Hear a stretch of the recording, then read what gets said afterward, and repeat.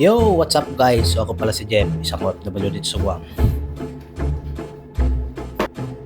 So for today's video mga idol ay tara, samahan niyo ako para lakbayin ang panibagong yugto ng araw na pananatili namin dito sa Guam. So 3:45 pa lang na madaling araw mga idol ay kailangan na i-prepare na natin lahat ng ating mga kakailanganin sa pagpasok sa trabaho. Yan. So makikita nyo mga idol, naglalagay na tayo ng ating papawanin na umagahan at saka tanghalian.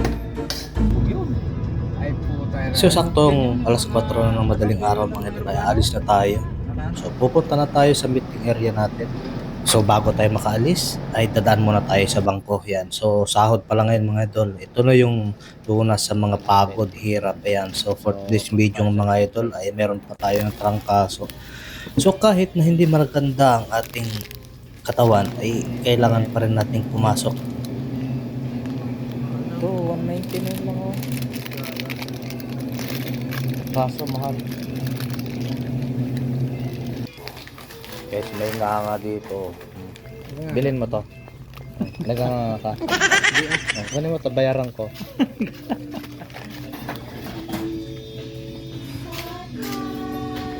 Ma'am Hais, good morning sa my vlog. Good morning. Thank you.